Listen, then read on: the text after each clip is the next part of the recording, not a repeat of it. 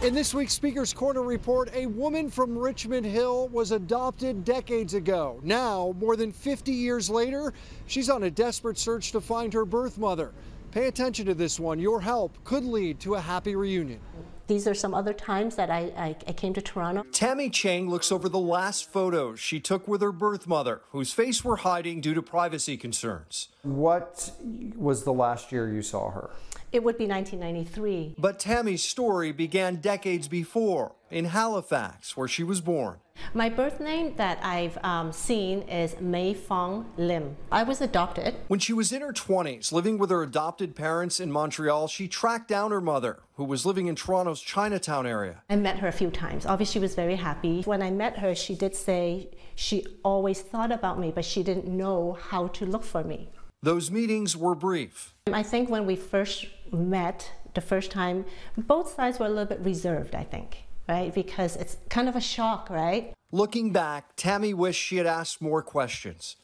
I don't know her full name, but I know her married name is Mrs. Hung, and her maiden name is Miss Lim. Her mother stayed in touch, sending yearly letters. So these are just a couple that I have around.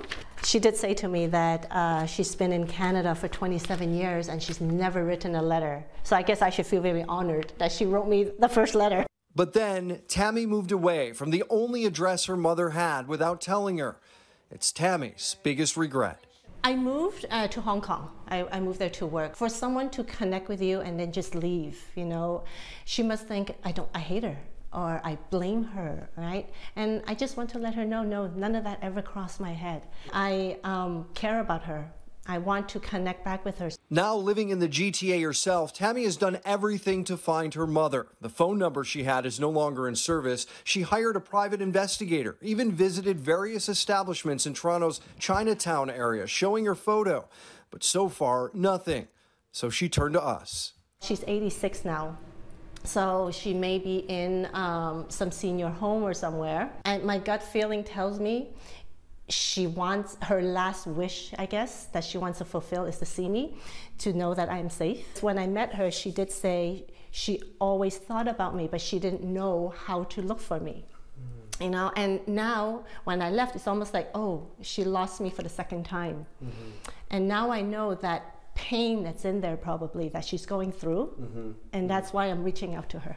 Her mother speaks Cantonese, so Tammy sent us this voice clip to share. 洪太，我係你個女林美芳，我哋失去咗聯絡已經差唔多30年，我希望天父會再次俾機會我哋見面。